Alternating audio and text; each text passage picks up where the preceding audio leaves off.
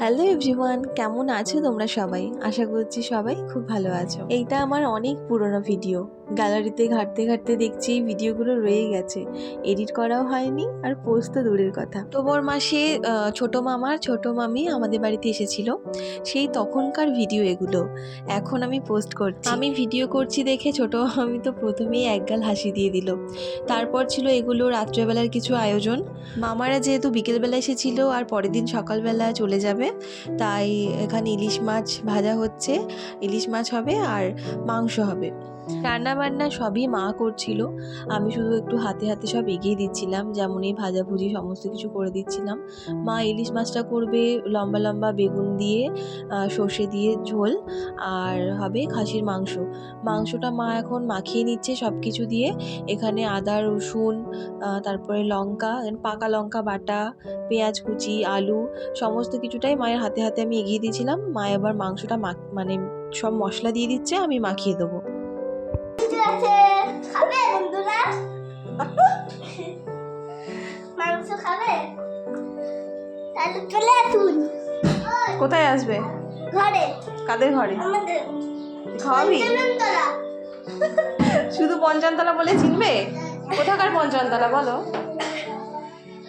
সামনে একটা মন্দির আছে, গলি আছে, বড় ঠাকুর পুকুর পঞ্চাননতলা। ঠাকুর পুকুর পঞ্চাননতলা। তাহলে আপনারা অ্যাড্রেস তো পেয়ে গেছেন কোথায় আসতে হবে মাংস খাওয়ার জন্য। তাহলে আর দেরি কেন, চলে আসুন মাংস খাওয়ার জন্য। অ্যাড্রেস বলেও সবাইকে ইনভাইট করে দিয়েছে কিন্তু।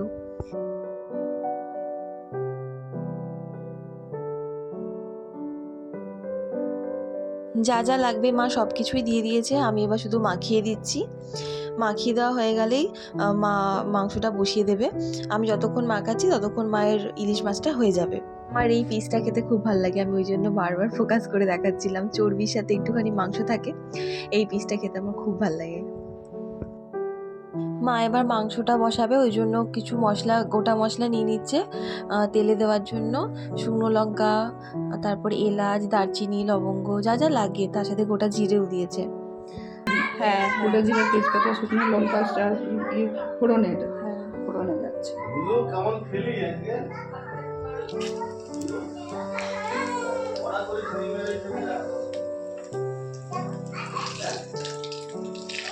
তেলে এবারে না একটুখানি চিনি দিয়ে দেবে। চিনি দিয়ে দিলে কালারটা খুব ভালো আসে, মানে লালচে ভাবটা ভালো হয় আর কি। ওই জন্য মা অল্প চিনিও দিয়ে দেবে তেলে।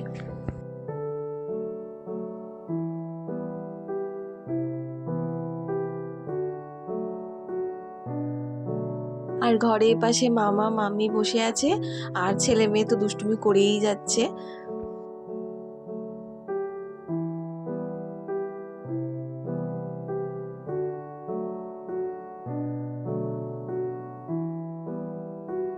মাংসের জন্য এখানে পেঁয়াজ ভাজা কমপ্লিট, মাংস মাখানো রেডি।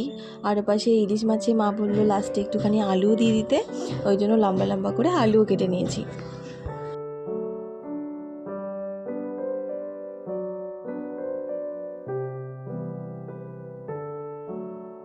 তো কড়াইয়ে এখন মাংসটা তো মা কষিয়ে নিচ্ছে, মা এবার ঢাকা দিয়ে দেবে। ঢাকা দিয়ে দিয়ে কষালে তাহলে মাংসটা তাড়াতাড়ি সেদ্ধ হয়ে যাবে। আর সত্যি কথা বলতে মা মাংসটা খুব ভালো রান্না করে। আগে না আমাদের বাড়িতে মাংস আনা মানেই মা করবে, মানে এটা একদম আমাদের ফিক্স ছিল যে আজকে মাংস এসছে মানে মা করবে। এখন এখন যেরকম চেঞ্জ হয়ে গেছে, মানে আমরা শিখে গেছি মায়ের থেকেই, তো আমরা এখন মায়ের মতন করেই রান্না করতে পারি। এবার কালো জিরাটা একটু ভালো করে বেছে নিচ্ছে, এটা চলে যাবে তেলে ইলিশ মাছের জন্য। এর মধ্যে দেওয়া আছে সর্ষে, অল্প একটুখানি পোস্ত, আর সাদা কালো সর্ষে দেওয়া আছে, কাঁচা লঙ্কা। এবার তেলে একটুখানি হলুদ দিয়ে সর্ষে বাটাটা দিয়ে দিচ্ছে মা। তারপরে জল দিয়ে একটুখানি লঙ্কার গুঁড়ো আর হলুদ গুঁড়ো দিয়ে দেবে। এর মধ্যে তোমাদের কোনটা বেশি পছন্দের বলো তো, খাসির মাংস না ইলিশ মাছ? এই তো জল দেওয়া হয়ে গেছে, এরপরে আলুগুলো দিয়ে একটুখানি সেদ্ধ করে নিয়ে বেগুনগুলো দিয়ে দিয়েছে, আর কয়েকটা না চেরা কাঁচা লঙ্কা দিয়ে দিয়েছে, আর একটুখানি সর্ষের তেলও দিয়েছিল। ইলিশ মাছে সর্ষের তেল দিলে একটুখানি বেশি ভালো লাগে, এটা সবাই জানে।